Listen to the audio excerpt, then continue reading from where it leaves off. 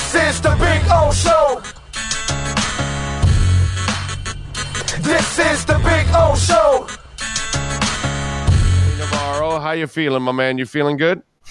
Feeling great, just another beautiful day in South Florida.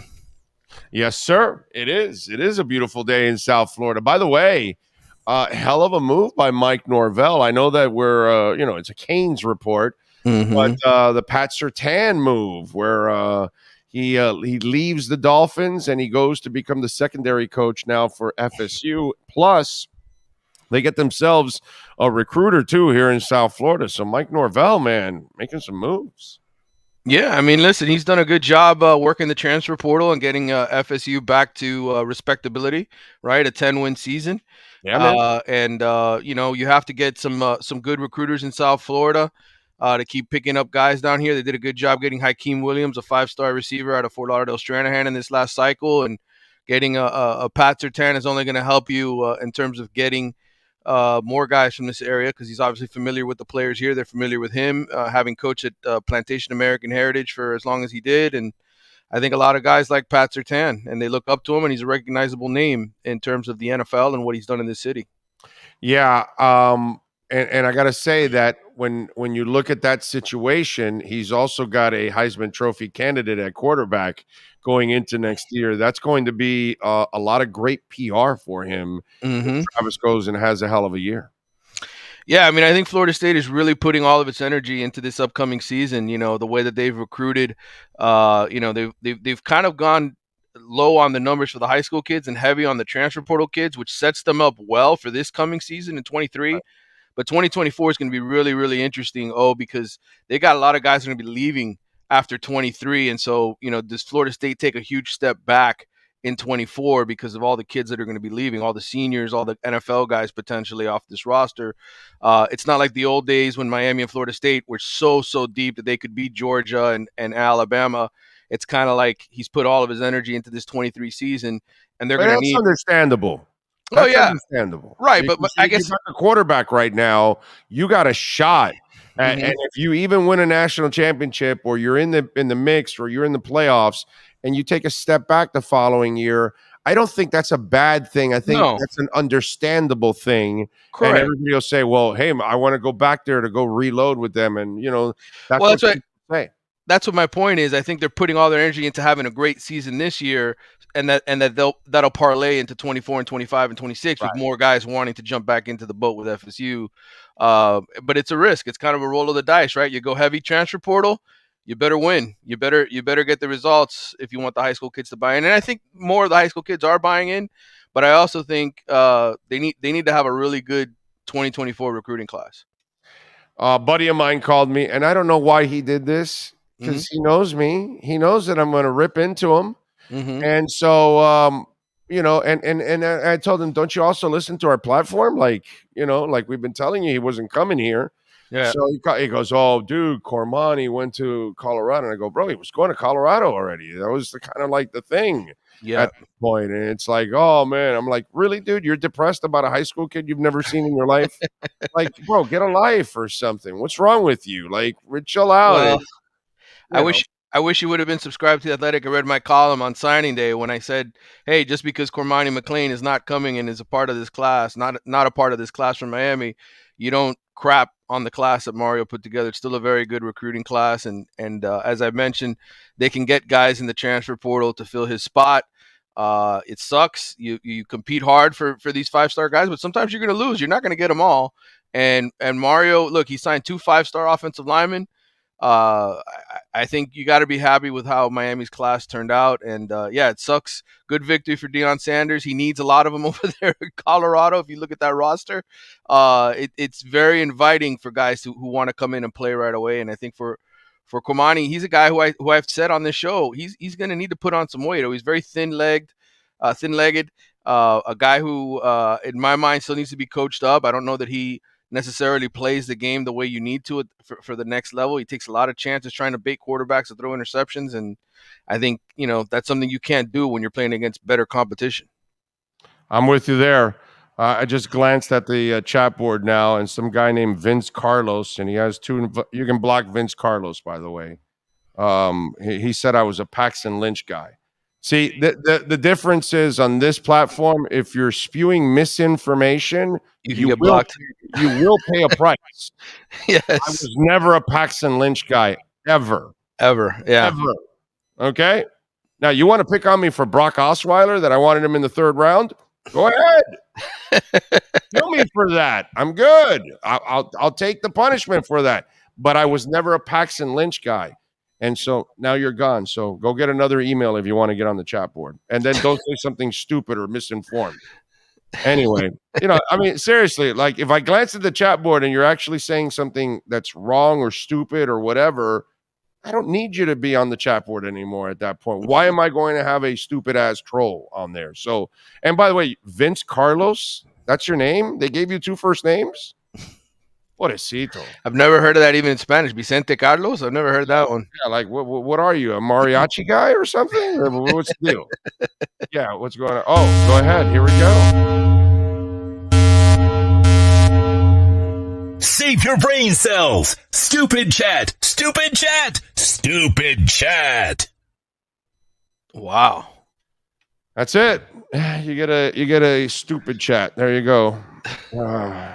So anyway, it is what it is. So we got the whole Cormani mess now, obviously solved overall. What do you think about dude? He got Mike Zimmer to be his defensive coordinator. He's doing some things there. They obviously gave him a budget over there at Colorado. Who's behind all the NIL stuff? Because obviously they had to pay Cormani and a couple of the other guys over.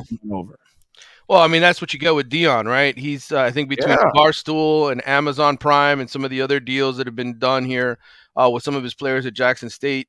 I think that's where a lot of the money is coming from. He's a media magnet. I think for Cormani McClain in particular, I know his mom told me back in March when I drove up to Lakeland to go meet with him when Mario Cristobal was giving a speech at his old high school.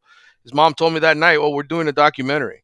So I think all along this was sort of a marriage that you knew was sort of headed towards one another, because if that's what mom wants, right? She wants to build a documentary. That's not going to happen with Mario Cristobal. That's going to happen with Deion Sanders and Amazon Prime, and that's really the way I think this was trending. Yeah, no, I'm with you there. I have no problem with that. All right, what's next for the Canes? What are you hearing? Let's start with the coaching side. Well, I mean, I think the expectation is that Josh Gaddis probably will not be the offensive coordinator this coming season.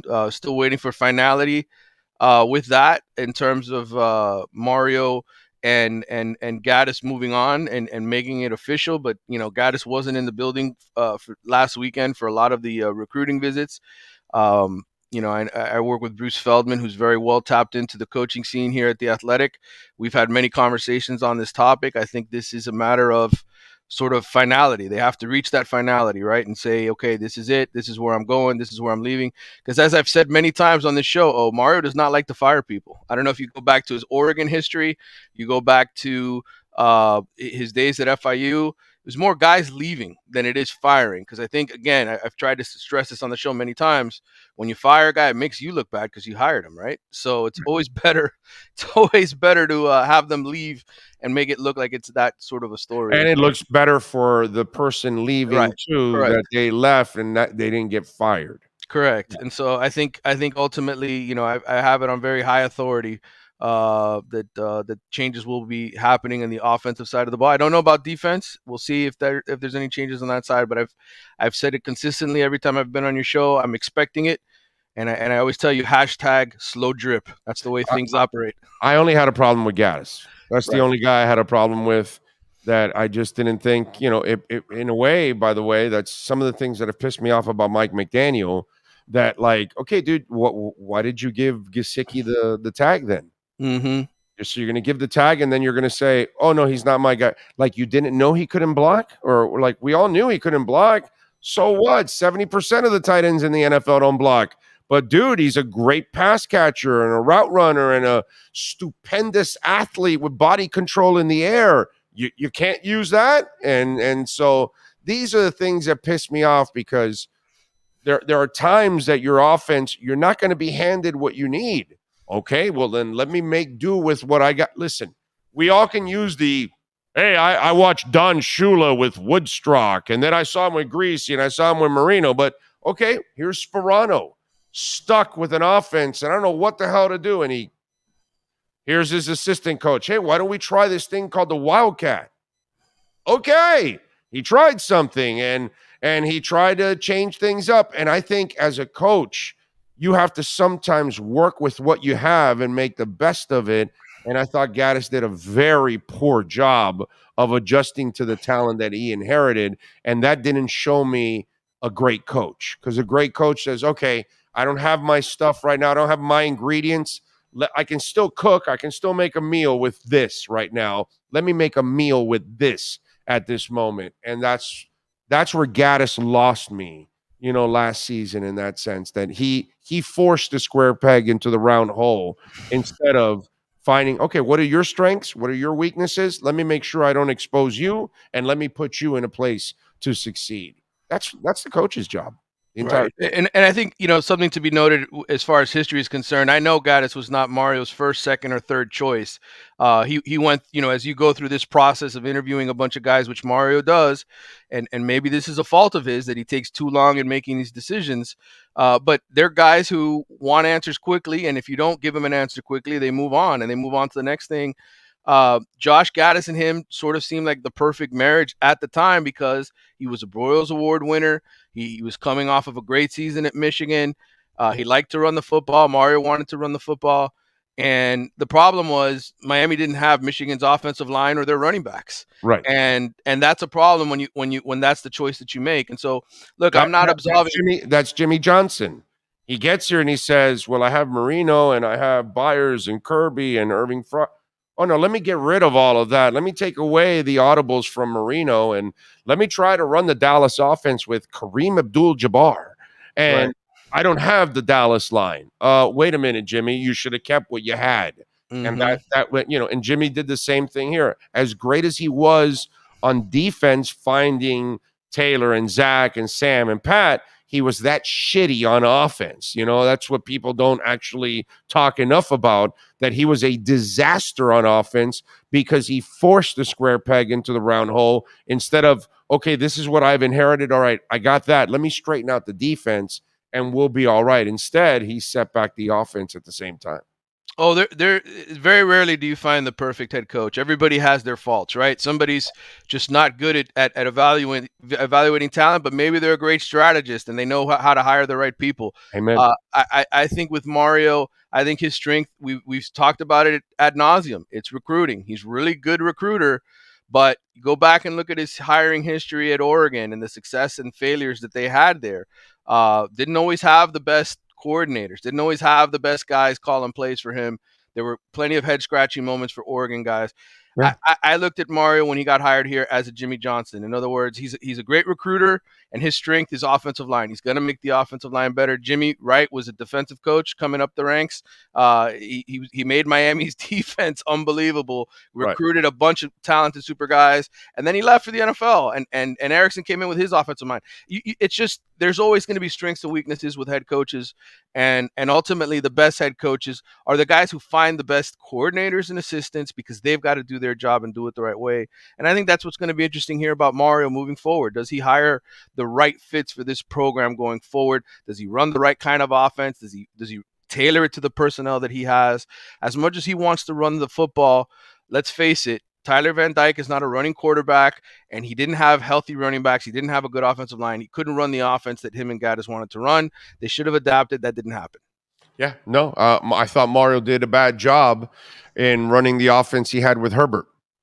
I saw him running more than passing at times, and I'm like, what the hell is this, bro? What? And then he gets to the Chargers, and then they're throwing the ball all over the place, and so that's what you got to do with the kid. Hell, in this last game when they lost a 27-point lead, he even refused to run. He only had like 12 yards in the game, and he had plenty of opportunities to keep drives alive by running and things like that. Mario has, you're right. That's going to be a threshold that he's going to need to cross if you're going to be a championship caliber team, it's not so much the recruiting and so much about the offensive line. You better have the right assistant coaches to get that stuff done. And so far with Gaddis, that was definitely not the right one. That's for sure. No, and I would say this. Again, I'm not criticizing the hire by Miami's part. First, you need a guy who wants to be here, right, and understands the landscape, and then can recruit. I think his base principles fit what Miami needed very much. They needed an upgrade in talent. They needed to recruit like Georgia and Alabama and Ohio State and have top 5, top 6 ranked recruiting classes like they have now. He's done that in year 1. Now he's got to show me he can hire the right assistant coaches and run the right kind of offense to make this thing successful. Because you got to score points in today's game. I mean, just look at all of the best teams in college football. They're putting up 30, 40 points a game. And to finish with 19 points per game against FBS opponents, the 11 times you played an FBS team, that's not good. No, it's terrible. It's pathetic. All right, what do you got going on in the Athletics so folks can check you out, my friend? Well, we came out with our recruiting confidential for the ACC with a two-parter. It's out already this week. I'm working on a couple different stories moving forward. One of them is on an elite 2024 quarterback. His name's Julian Sayin. He's playing for Team Raw, which is based here out of Miami, 7-on-7 team. This weekend there's a big tournament, Battle Miami. There's hundreds of top-notch recruits from across the country and the city this weekend to play in that tournament, and many of them are going to be at the University of Miami here over the weekend doing sort of a junior day type of event there on campus. So there'll be a lot of kids. But isn't that guy lost right now in a California mountain, Julian Sands? No, it's the wrong Julian. Julian Sayin. He is from California, though. He's a quarterback. He's from California. Wait a minute. Hold on. Carlsbad, California. You sure it's not Julian Sands? Because, unfortunately, that man went hiking in the mountains. Julian Sayin, S-A-Y-I-N. It's called. Does he live by Baldy Mountain or something? What's going on? That's not him. Oh, but he is. He's committed to Alabama, and I know he's a guy that Miami is very interested in trying to flip to come here. All right. I do hope they find Julian Sands. That's some scary shit. Holy crap! I saw that story, and it was like the man's been out there since last Friday. Wow. It's now a week. And there's another hiker in that mountain that they can't find also. I don't know about you. My wife actually likes hiking. When we were in Texas about 10 or 12 years ago, she wanted to go hiking out. And I said to her, look, we're not outdoors people. I don't understand where all this desire to go hiking is coming from. And we were out there for about an hour. We got lost. I started to panic. My cell phone wasn't working. I am not the kind of guy, to end up in the middle. I don't know about you. Are you a mountain man? No. Want nothing to do with hiking. No. I don't understand. I mean, I guess some people love being out in nature, but between snakes, spiders, and grizzly bears, it's not for me, brother. I'm good. I can see it all on YouTube instead. Exactly. You know what I mean? That's all. Show us the wilderness of the mountains. Sure, there you go. The deepest I go is when I go to Thunder Mountain Railroad. It's the wildest ride in the wilderness. That's about it. That's the limit for you. That's my limit right there. All right, follow him on Twitter at Manny_Navarro, and of course, subscribe to The Athletic and support him and all the great writers that cover all sports locally and nationally there for The Athletic. Manny, as always, have a great weekend, my friend. We'll catch up on Tuesday. You too. Take care. Thank you, sir. There you go, Manny Navarro. So the Canes are actually recruiting a guy that might be lost in a mountain. It's kind of crazy. And by the way, if you do order at Canes, where they've got anything and everything with the Canes logo on it, if you order over $99, you will get free shipping. And they've got Dolphins gear, Heat gear, Marlins gear, Panthers gear, Inter Miami gear. So they've got all kinds of gear. By the way, they've got a lot of stuff on sale right now, a lot of clearance stuff going on, off-season football, some of the stuff from last year from Inter Miami. They've got a lot of stuff on sale. And by the way, the new shoes they've got, the new Adidas sneakers from the Canes, awesome. You got to go check it out. Go online. You can order them, and they ship right away. You will get it quickly, baby. Caneswear.com. If you